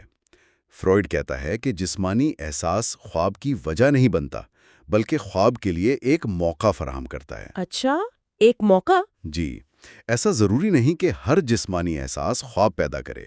آپ پیاس کو نظر انداز کر سکتی ہیں، یا اس کی وجہ سے جاگ سکتی ہیں، یا اسے محسوس کرتے ہوئے بھی سوتی رہ سکتی ہیں۔ خواب صرف تب بنے گا جب آپ کا دماغ اس احساس کو کسی خواہش کی تکمیل کے لیے استعمال کر سکے۔ اچھا۔ فرائیڈ کے نزدیک جسمانی محرک ایک سستے دستیاب خام مال کی طرح ہے، جسے خواب اپنی تعمیر میں استعمال کر لیتا ہے، لیکن خواب کا اصل انجن ہمیشہ ایک نفسیاتی خواہش ہی ہوتی ہے۔ ایک منٹ، اگر فرائیڈ کہتا ہے کہ ہر خواب ایک خواہش کی تکمیل ہے، لیکن جسمانی درد سے بننے والا خواب بھی ایک خواہش، مثلاً سونے کی خواہش کی تکمیل ہے، تو پھر یہ تفریق کیوں؟ بہت اچھا سوال ہے۔ ایسا لگتا ہے کہ فرائیڈ ہر چیز کو زبردستی اپنی تھیوری میں فٹ کرنا چاہتا ہے۔ دیکھیں، فرائیڈ کا جواب یہ ہوگا کہ خواب کا بنیادی مقصد نیند کی حفاظت کرنا ہے۔ اس کی اپنی مثال اس کو بہترین طریقے سے واضح کرتی ہے۔ کون سی مثال؟ ایک بار اسے گردن پر ایک بہت تکلیف دہ پھوڑا تھا۔ اس رات اس نے خواب دیکھا کہ وہ گھوڑے پر سوار ہے۔ گھوڑے پر؟ پھوڑے کے ساتھ؟ جی، جب اس نے تجزیہ کیا تو سمجھ آیا کہ خواب اس سے کہہ رہا تھا، تمہیں درد نہیں ہو رہا، تم تو بالکل ٹھیک ہو، دیکھو تم گھوڑے کی سواری کر رہے ہو۔ اچھا۔ یہاں اصل خواہش درد سے چھٹکارا پانے یا اسے نظر انداز کرنے کی نہیں تھی، بلکہ سوتے رہنے کی تھی۔ درد اسے جگانا چاہتا تھا، لیکن خواب نے درد کی ایک اور تعبیر بنا کر نیند کو بچا لیا۔ اچھا، اب سمجھ آیا۔ تو جسمانی احساس صرف ایک چیلنج تھا، اور خواب کا دماغ اس چیلنج کا مقابلہ کرنے کے لیے ایک کہانی گھڑ لیتا ہے تاکہ نیند نہ ٹوٹے۔ بالکل۔ اصل خواہش گھوڑے پر سوار ہونے کی نہیں تھی، بلکہ سوتے رہنے کی تھی۔ جسمانی احساس صرف ایک بہانہ بنا۔ بالکل، جسمانی احساس کو خواب کی نفسیاتی خواہش نے اپنے مقصد کے لیے ہائی جیک کر لیا۔ یہ فریم ورک تو بہت دلچسپ ہے۔ آئیے اسے ان عجیب و غریب خوابوں پر آزما کر دیکھتے ہیں جو تقریباً ہر انسان کو آتے ہیں۔ ہاں، ٹپیکل ڈریمز۔ فرائیڈ انہیں عام خواب یا ٹپیکل ڈریمز کہتا ہے، جیسے مجمع میں خود کو برہنہ پانا، امتحان میں فیل ہونا یا گرنے کا خواب۔ ان کے پیچھے کیا کہانی ہے؟ آئیے سب سے کلاسک خواب سے شروع کرتے ہیں، برہنہ ہونے کا خواب۔ اوہ ہاں، اس خواب میں شدید شرمندگی اور بے بسی کا احساس ہوتا ہے کہ ہم ہل بھی نہیں سکتے اور خود کو چھپا بھی نہیں سکتے۔ جی بالکل۔ فرائیڈ کے مطابق اس کی جڑیں ہمارے بچپن کے اس دور میں ہیں جب ہمیں برہنہ ہونے پر کوئی شرم محسوس نہیں ہوتی تھی، بلکہ یہ ہمارے لیے ایک خوشی اور آزادی کا احساس تھا۔ بچپن میں؟ جی، ایک طرح کی نمائش پسندانہ خواہش تھی۔ لیکن خواب میں تو شدید شرمندگی محسوس ہوتی ہے، خوشی نہیں۔ اور سب سے عجیب بات یہ ہے کہ خواب میں موجود دوسرے لوگ اکثر ہماری برہنگی پر کوئی توجہ نہیں دے رہے ہوتے، جو صورتحال کو اور بھی عجیب بنا دیتا ہے۔ اسی تضاد میں اس کی تعبیر چھپی ہے۔ فرائیڈ کہتا ہے کہ وہ لوگ جو ہمیں دیکھ کر لاتعلق رہتے ہیں، وہ دراصل ہمارے بچپن کے ان بڑوں، والدین یا نرسوں کی طرح؟ جی، والدین نرسوں کی نمائندگی کرتے ہیں جو ہمیں اس حالت میں دیکھتے تھے، اور ان کے لیے یہ ایک عام سی بات تھی۔ اچھا۔ شرمندگی کا احساس وہ ہے جو بعد میں معاشرے نے ہمارے اندر پیدا کیا، جب ہمیں سکھایا گیا کہ یہ غلط ہے۔ اوہ، تو خواب ایک ہی وقت میں دو چیزیں دکھا رہا ہے، بچپن کی وہ بھولی ہوئی خواہش اور اس خواہش کو دبانے والا بعد کا احساس شرم۔ یعنی جب خواب میں سب لوگ مجھے نظر انداز کر رہے ہوتے ہیں تو وہ اصل میں میری بے عزتی نہیں کر رہے، بلکہ یہ میرے بچپن کی یاد ہے۔ بالکل۔ یہ جان کر تو تھوڑی تسلی ہوئی۔ اچھا، اب ایک اس سے بھی زیادہ پریشان کن خواب کی بات کرتے ہیں، کسی عزیز جیسے والدین یا بہن بھائی کی موت کا خواب۔ یہ کیوں آتا ہے؟ یہ خواب بھی فرائیڈ کے مطابق بچپن کی دبی ہوئی خواہشات سے جڑا ہے۔ یہ سن کر دھچکا لگتا ہے۔ ہاں، لیکن فرائیڈ کہتا ہے کہ ایک بچے کے دل میں اپنے والدین یا بہن بھائیوں کے لیے محبت کے ساتھ ساتھ شدید رکاوٹ اور نفرت کے جذبات بھی ہوتے ہیں۔ اچھا۔ وہ اپنے والد کو ماں کی محبت میں رقیب سمجھ سکتا ہے، جسے مشہور زمانہ اوڈیپس کمپلیکس کہتے ہیں، یا نئے بہن بھائی کی پیدائش پر شدید حسد محسوس کر سکتا ہے کہ اس کی محبت بٹ گئی۔ یہ خام بچکانہ خواہشات جو بالغ ہو کر ناقابل قبول ہو جاتی ہیں، خواب میں کسی عزیز کی موت کی شکل میں ظاہر ہو سکتی ہیں۔ لیکن اگر یہ ایک خواہش کی تکمیل ہے تو خواب میں اتنا شدید دکھ اور غم کیوں محسوس ہوتا ہے؟ مجھے یاد ہے ایک بار ایسا خواب دیکھنے کے بعد میں روتے ہوئے اٹھی تھی۔ وہ دکھ ہی تو سینسرشپ کا سب سے بڑا ہتھیار ہے۔ اچھا۔ خواب میں محسوس ہونے والا غم ایک طرح کا دکھاوا ہے، ایک ماسک ہے، تاکہ خواب دیکھنے والا بیدار ہونے پر خود سے یہ نہ کہہ سکے کہ اوہ، میں نے اس کی موت کی خواہش کی تھی۔ او مائی گاڈ۔ اس کے بجائے وہ دکھ محسوس کرتا ہے تاکہ اصل ناقابل قبول خواہش لاشعور میں ہی محفوظ رہے۔ یہ ایک طرح کی خود فریبی ہے تاکہ ہم اپنے تاریک پہلو کا سامنا کرنے سے بچ جائیں۔ تو کسی عزیز کی موت کا خواب بھی بچپن کی ایک دبی ہوئی خواہش سے جڑا ہے، چاہے وہ کتنا ہی بھیانک لگے؟ فرائیڈ کے مطابق جی۔ کیا دوسرے عام خوابوں کی جڑیں بھی بچپن کے اتنے ہی گہرے اور حیران کن تجربات میں ہیں؟ مثال کے طور پر گرنے یا اڑنے کا خواب جو بہت عام ہے۔ بالکل، کچھ لوگ اس کی جسمانی وضاحتیں دیتے ہیں، جیسے پھیپھڑوں کی حرکت یا بلڈ پریشر میں تبدیلی۔ ہاں، میں نے بھی سنا ہے۔ لیکن فرائیڈ انہیں مسترد کرتا ہے۔ اس کے نزدیک یہ خواب بھی بچپن کے کھیلوں کی یادیں ہیں، جب کوئی بڑا ہمیں ہوا میں اچھالتا یا گراتا تھا۔ اچھا۔ یہ تجربات اکثر بچوں کے لیے بہت خوشگوار اور ہیجان انگیز ہوتے ہیں۔ فرائیڈ کے مطابق مردوں کے لیے اڑنے کا خواب اکثر شہوانی طاقت اور قابلیت کا اظہار ہوتا ہے، جبکہ عورتوں کے لیے گرنے کا خواب کسی شہوانی ترغیب کے سامنے ہتھیار ڈال دینے کی علامت ہو سکتا ہے۔ اور آخر میں وہ خواب جو شاید سب سے زیادہ لوگوں کو آتا ہے، امتحان کا خواب۔ یہ تو میرا بھی پیچھا نہیں چھوڑتا۔ مجھے بھی یہ خواب آتا ہے، اور میں ہمیشہ سوچتی تھی کہ شاید مجھ میں ابھی تک خود اعتمادی کی کمی ہے۔ لیکن یہ ان لوگوں کو بھی آتا ہے جو اپنی پڑھائی ختم کرنے کے کئی سال بعد بھی کامیاب زندگی گزار رہے ہوں۔ اس کی کیا وجہ ہے؟ یہاں فرائڈ کی تعبیر سب سے زیادہ حیران کن اور دلچسپ ہے۔ وہ کیا ہے؟ اس کے مطابق یہ پریشانی کے خواب نہیں بلکہ تسلی کے خواب ہیں۔ تسلی کے خواب؟ لیکن ان میں تو شدید گھبراہٹ ہوتی ہے، ایسا لگتا ہے جیسے ہم سچ میں فیل ہو جائیں گے، کہ ہمیں کچھ نہیں آتا۔ بالکل، لیکن وہ پریشانی ماضی کی یاد ہے۔ فرائڈ کہتا ہے کہ یہ خواب عموماً تب آتے ہیں جب خواب دیکھنے والا اگلے دن کسی بڑی ذمہ داری یا چیلنج کا سامنا کرنے سے خوف زدہ ہو۔ اچھا، تو خواب کا دماغ اسے تسلی دینے کے لیے کہتا ہے پریشان مت ہو، یاد کرو تم اس امتحان سے پہلے بھی تو ایسے ہی پریشان تھے لیکن تم کامیاب ہو گئے تھے۔ اس بار بھی کچھ برا نہیں ہوگا؟ بالکل، اس بار بھی کچھ برا نہیں ہوگا۔ خواب ماضی کے ایک مشکل تجربے کو استعمال کر کے حال کے خوف کو کم کر رہا ہوتا ہے۔ یعنی خواب میں محسوس ہونے والی پریشانی اس تسلی بخش پیغام کا حصہ ہے، نہ کہ اس کا اصل مقصد۔ آپ نے پکڑ لیا نقطہ۔ واہ، یہ تو کمال ہے۔ یہ تو بالکل الٹی بات ہے۔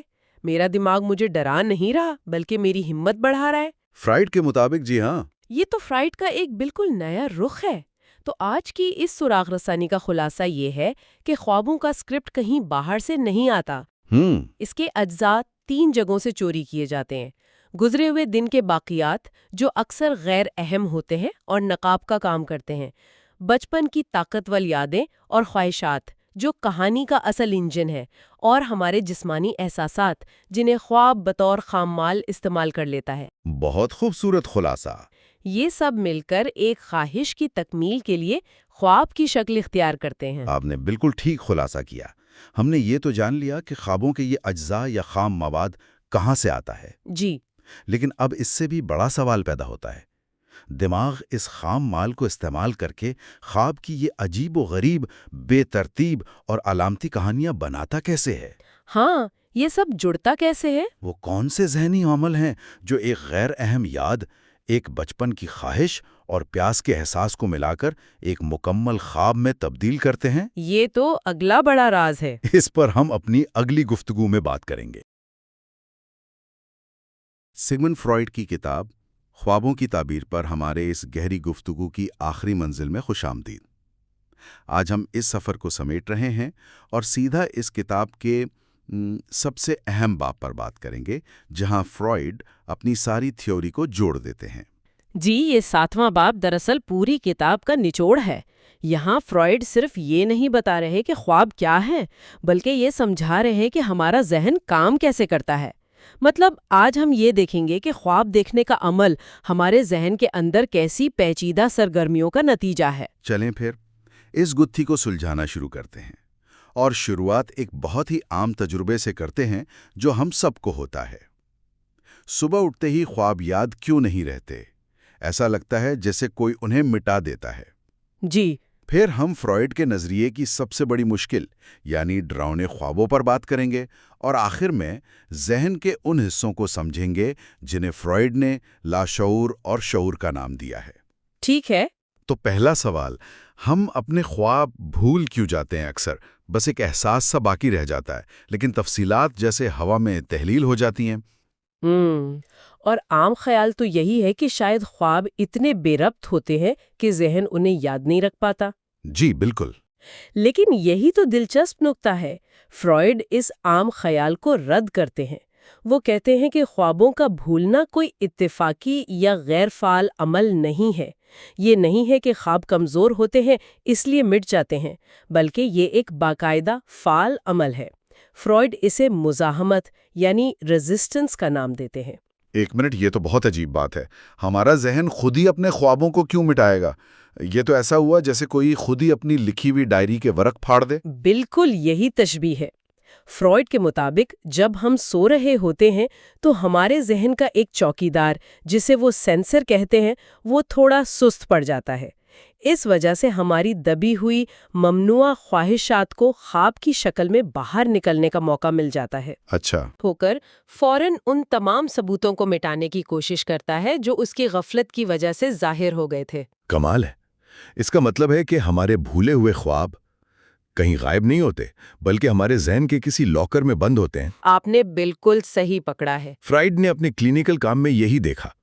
جب کوئی مریض اپنے علاج کے دوران کسی گہری نفسیاتی مزاحمت پر قابو پاتا تھا تو اسے اچانک برسوں پرانا بھولا ہوا خواب یاد آ جاتا تھا۔ اچھا، جی، اور وہ خواب اس کی نفسیاتی گتھی کو سلجھانے میں مدد دیتا تھا۔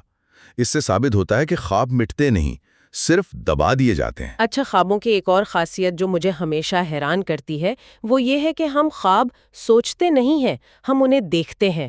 وہ بصری ہوتے ہیں، جیسے کوئی فلم چل رہی ہو۔ اس کی کیا وضاحت ہے فرائیڈ کے پاس؟ تیسرا یعنی سینسری اینڈ، جہاں سے معلومات اندر آتی ہیں، اور دوسرا حرکتی سرا، موٹر اینڈ، جہاں سے عمل ظاہر ہوتا ہے۔ ٹھہریں، یہ تھوڑا تکنیکی ہو رہا ہے، کیا ہم اسے کسی آسان مثال سے سمجھ سکتے ہیں؟ جی بالکل۔ تو رجیت کا مطلب یہ ہوا کہ عام طور پر ہمارا ذہن ایک خیال کو عمل میں بدلتا ہے، جیسے مجھے ای میل لکھنے کا خیال آیا اور میں نے ٹائپ کر کے سینڈ کا بٹن دبا دیا۔ یہ تو ہوا آگے کا سفر، ٹھیک ہے؟ بالکل۔ اب فرائیڈ کہتے ہیں کہ خواب میں یہ عمل الٹا ہو جاتا ہے۔ خیال سینڈ ہونے کی بجائے پیچھے کی طرف سفر کرتا ہے، یعنی حسیاتی سرے کی طرف، اور جب وہ وہاں پہنچتا ہے تو وہ ایک خیال نہیں رہتا بلکہ ایک بصری تصویر میں تبدیل ہو جاتا ہے۔ تو خواب میں ذہن وہی ای میل لکھتا ہے مگر سینڈ کرنے کی بجائے اسے واپس ڈرافٹس میں بھیج کر اس کی تصویر کشی کرنے لگتا ہے۔ بہت خوبصورت مثال ہے، جی یہی ہوتا ہے۔ اچھا، تو یہ ایک طرح کا ٹائم ٹریول ہے جس میں ہمارا ذہن ماضی کی بصری یادوں تک واپس سفر کرتا ہے۔ لیکن ایسا ہوتا کیوں ہے؟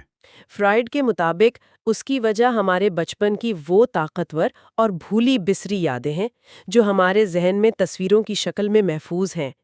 جب نیند میں کوئی دبی ہوئی خواہش باہر نکلنے کی کوشش کرتی ہے تو بچپن کی یہ بصری یادیں ایک مقناطیس کی طرح اسے اپنی طرف کھینچتی ہیں۔ اسی لیے فرائیڈ کہتے ہیں کہ ہر خواب دراصل بچپن کے کسی منظر کا متبادل ہوتا ہے جسے حالیہ تجربے پر منتقل کر کے تبدیل کر دیا گیا ہو۔ ٹھیک ہے، لیکن یہاں فرائیڈ کے نظریے پر سب سے بڑا اعتراض سامنے آتا ہے۔ جی، ڈراؤنے اور پریشان کن خواب وہ خواہش کی تکمیل کیسے ہو سکتے ہیں؟ یہ تو ان کے نظریے کی نفی لگتی ہے۔ یہ ایک بہت اہم سوال ہے اور فرائیڈ اس کا جواب دینے میں کافی وقت لگاتے ہیں۔ ان کا جواب یہ ہے کہ ہمیں خواب کے ظاہری مواد یعنی جو ہم خواب میں دیکھتے ہیں اور اس کے پوشیدہ مواد یعنی اس کے پیچھے چھپے خیالات میں فرق کرنا ہوگا۔ وہ دعویٰ کرتے ہیں کہ خواب بظاہر کتنا ہی تکلیف دہ کیوں نہ ہو، اس کے پوشیدہ خیالات کا تجزیہ کرنے پر وہ کسی نہ کسی خواہش کی تکمیل ہی نکلے گا۔ لیکن یہ دلیل تھوڑی پیچیدہ لگتی ہے۔ ایک ڈراونا خواب جس میں کوئی ہمارا پیچھا کر رہا ہے، وہ خواہش کی تکمیل کیسے ہو سکتا ہے؟ اس میں جو خوف اور پریشانی ہوتی ہے وہ تو بالکل حقیقی ہوتی ہے۔ فرائیڈ کہتے ہیں کہ یہ خوف اور پریشانی ہی اصل کلید ہے۔ ان کے مطابق یہ خوف دراصل اس سینسر کا رد عمل ہے جب کوئی بہت زیادہ دبی ہوئی اور ممنوعہ لاشعوری خواہش، جسے فرائیڈ اکثر جنسی نوعیت کا مانتے ہیں، وہ سینسر کو دھوکہ دے کر خواب میں ظاہر ہونے میں کامیاب ہو جاتی ہے تو سینسر اسے روکنے کی بجائے اس پر خوف کا لیبل لگا دیتا ہے۔ مطلب یہ سینسر کی طرف سے ایک طرح کی سزا ہے؟ بالکل۔ تو جو پریشانی ہم محسوس کرتے ہیں وہ خواہش کے پورا ہونے پر ہمارے شعوری ذہن کا خوفزدہ رد عمل ہوتا ہے۔ کیا اس کی کوئی ٹھوس مثال ہے؟ صرف تھیوری سے یہ بات سمجھنا مشکل ہے۔ جی، فرائیڈ اپنی کتاب میں اپنے بچپن کا ایک خوفناک خواب بیان کرتے ہیں۔ وہ دیکھتے ہیں کہ ان کی والدہ کو کچھ عجیب سے لوگ اٹھا کر لے جا رہے ہیں جن کے چہرے پر پرندوں جیسی چونچ ہے۔ بظاہر یہ ایک بہت خوفناک خواب ہے۔ جی ظاہر ہے۔ لیکن فرائیڈ نے اس کا گہرا تجزیہ کیا۔ جرمن زبان میں پرندوں کے لیے ایک عامیانہ لفظ ووگلن ہے جس کا مطلب جنسی عمل بھی ہوتا ہے۔ تو وہ یہ کہہ رہے ہیں کہ ان کے بچپن کے ذہن نے اپنی والدہ کے بارے میں اپنی ممنوعہ جنسی دلچسپی کو پرندوں کی علامت میں چھپا دیا۔ یہ تو بہت گہری اور پریشان کن بات ہے۔ بالکل، اور فرائیڈ کے مطابق جب یہ انتہائی ممنوعہ خواہش خواب کی شکل میں ظاہر ہوئی تو ان کے اندر موجود سینسر نے اس پر شدید خوف اور پریشانی کا رد عمل ظاہر کیا جو خواب کے ڈراونے پن کی وجہ بنا۔ تو پوشیدہ سطح پر خواہش پوری ہو رہی تھی لیکن ظاہری سطح پر سینسر اس پر خوف طاری کر رہا تھا۔ اچھا، تو یہ ان کے نظریے کو رد نہیں کرتا بلکہ اس کی تصدیق کرتا ہے۔ ان کے نزدیک جی۔ ٹھیک ہے، تو اب تک ہم نے سینسرشپ، مزاحمت اور دبی ہوئی خواہشات کی بات کی۔ اس کا صاف مطلب ہے کہ ذہن کوئی ایک واحد شے نہیں ہے بلکہ اس کے مختلف حصے ہیں فرائیڈ نے ذہن کی اس ساخت کو کیسے بیان کیا ہے؟ اس کا نقشہ کیسا ہے؟ فرائڈ ذہن کا ایک ماڈل پیش کرتے ہیں جسے ٹاپوگرافیکل ماڈل کہتے ہیں۔ وہ ذہن کو 2 بڑے نظاموں میں تقسیم کرتی ہیں۔ پہلا اور سب سے بڑا نظام ہے لا شعور یعنی دی انکانشس۔ یہ ہمارے ذہن کا وہ وسیع، تاریک اور پوشیدہ حصہ ہے جس تک ہماری براہ راست رسائی نہیں۔ صحیح۔ اس میں ہماری بچپن کی وہ تمام جبلی خواہشات اور یادیں بھری پڑی ہیں جنہیں دبا دیا گیا ہے۔ فرائڈ کے لیے لاشعور ہی اصل نفسیاتی حقیقت ہے۔ تو اگر لاشعور ذہن کا ایک بڑا بند تہہ خانہ ہے تو باقی کیا ہے؟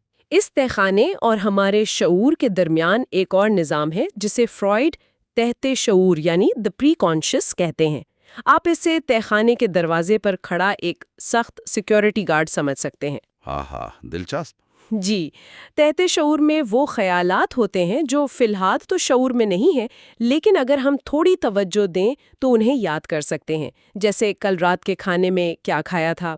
یہ گارڈ یعنی سینسر لاشعور کے تہخانے سے آنے والے بے لگام خیالات کو جانچتا ہے اور انہیں قابل قبول شکل دینے کے بعد ہی شعور میں داخلے کی اجازت دیتا ہے۔ اور شعور یعنی کانشسنس کا کیا کردار ہے پھر؟ اس ماڈل میں شعور کا کردار حیرت انگیز طور پر بہت محدود ہے۔ یہ اس پوری عمارت کی چھت پر لگا ایک چھوٹا سا حسیاتی عضو ہے جو بس اس چیز کو محسوس کرتا ہے جو تحت الشعور کا گارڈ اس تک پہنچاتا ہے۔ اصل ڈرامہ تو نیچے کی منزلوں میں ہو رہا ہوتا ہے۔ اگر ذہن کے یہ حصے اتنے مختلف ہیں تو یقیناً ان کے کام کرنے کے اصول اور طریقے بھی الگ الگ ہوں گے، ٹھیک ہے؟ بالکل، اور یہی فرائڈ کے نظریے کا سب سے اہم اور انقلابی نقطہ ہے۔ وہ سوچنے کے 2 بنیادی طریقے بتاتے ہیں۔ پہلا ہے ابتدائی عمل یا پرائمری پروسیس۔ Primary process? جی، یہ لاشعور کا آپریٹنگ سسٹم ہے۔ یہ مکمل طور پر غیر منطقی، بچکانہ اور حقیقت سے بے پرواہ ہوتا ہے۔ اس کا ایک ہی مقصد ہوتا ہے، خواہش کی فوری تکمیل۔ اچھا، تو یہ ابتدائی عمل کام کیسے کرتا ہے؟ اس میں توانائی ایک خیال سے دوسرے خیال کی طرف آزادانہ طور پر بہتی ہے۔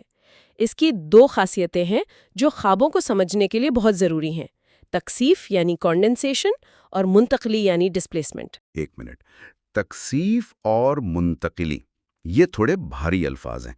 تکثیف کا مطلب یہ ہوا کہ اگر میں نے خواب میں ایک عجیب سی شخصیت دیکھی جس میں میرے والد کا غصہ اور میرے باس کی شکل تھی، تو یہ دونوں خیالات ایک چیز میں ضم ہو گئے ہیں۔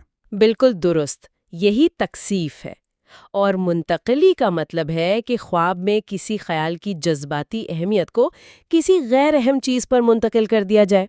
مثال کے طور پر، آپ اپنے باس پر شدید غصے میں ہیں، لیکن خواب میں آپ دیکھتے ہیں کہ آپ اپنے پالتو کتے پر چیخ رہے ہیں۔ یہاں غصے کا جذبہ باس سے کتے پر منتقل ہو گیا ہے۔ صحیح، سمجھ گیا۔ خواب اسی ابتدائی عمل کے تحت بنتے ہیں، اسی لیے وہ اتنے عجیب اور بے ربط لگتے ہیں۔ تو اگر یہ ابتدائی عمل ہے تو دوسرا عمل کون سا ہے؟ دوسرا ہے ثانوی عمل یا سیکنڈری پروسیس۔ یہ تحت شعور اور شعور کا آپریٹنگ سسٹم ہے۔ یہ منطقی، معقول اور حقیقت پسند ہوتا ہے۔ یہ خواہش کی فوری تکمیل کو ٹالتا ہے اور مسئلے کا حل تلاش کرتا ہے۔ یہ وہ سوچ ہے جسے ہم بیداری میں استعمال کرتے ہیں۔ تو آسان لفظوں میں ہمارے اندر 2 طرح کے آپریٹنگ سسٹم ہیں، ایک سیکنڈری جو دن میں چلتا ہے، منطقی، سمجھدار، اور ایک پرائمری جو رات کو خوابوں میں آن ہو جاتا ہے، بالکل بے تکا، غیر منطقی، اور صرف مجھے یہ چاہیے ابھی چاہیے کی زبان سمجھتا ہے۔ یہ ایک بہترین خلاصہ ہے۔ تو فرائڈ کے مطابق خواب دیکھنے کا پورا عمل دراصل یہ ہے کہ ہمارے دن بھر کے منطقی خیالات یعنی دن کے باقیات، ان پر لاشعور کا یہ غیر منطقی ابتدائی عمل حاوی ہو جاتا ہے۔ اور اس پورے عمل کو توانائی کہاں سے ملتی ہے؟ کسی دبی ہوئی بچپن کی خواہش سے۔ تو تمہاری ساری گفتگو کا مطلب کیا نکلا؟ ہم نے ایک عام سے سوال سے بات شروع کی تھی کہ ہم خواب کیوں بھول جاتے ہیں، اور اب ہم ذہن کی ایک ایسی پیچیدہ پوشیدہ دنیا تک پہنچ گئے ہیں جس کے اپنے قوانین، اپنی ساخت اور اپنی ایک الگ زبان ہے۔ جی، اور فرائڈ کے لیے یہ سب بے معنی نہیں ہے۔ ان کا مشہور قول ہے کہ خوابوں کی تعبیر لاشعوری ذہنی سرگرمیوں کے علم تک پہنچنے کا شاہی راستہ ہے۔ یہ خواب ہمیں بتاتے ہیں کہ جسے ہم دبا دیتے ہیں یا بھول جاتے ہیں وہ ختم نہیں ہوتا، وہ ہمارے اندر زندہ رہتا ہے اور متسلسل کام کرتا رہتا ہے۔ ہماری زندگی پر اثر انداز ہوتا رہتا ہے، چاہے ہمیں اس کا شعور ہو یا نہ ہو۔ بالکل۔ کتاب کے آخر میں فرائڈ ایک بہت گہرا اور سوچنے پر مجبور کرنے والا خیال پیش کرتے ہیں۔ وہ کہتے ہیں کہ خواب دیکھنا دراصل ہماری ابتدائی حالت کی طرف ایک رجعت ہے۔ یہ صرف ہمارے اپنے بچپن کی طرف واپسی نہیں، بلکہ یہ اس وقت کی جبلی خواہشات اور اظہار کے طریقوں کا احیاء ہے۔ اور پھر وہ اس سے بھی ایک قدم آگے جاتے ہیں اور کہتے ہیں کہ شاید یہ ہمیں انسانیت کے مجموعی قدیم ورثے کی ایک جھلک دکھاتا ہے۔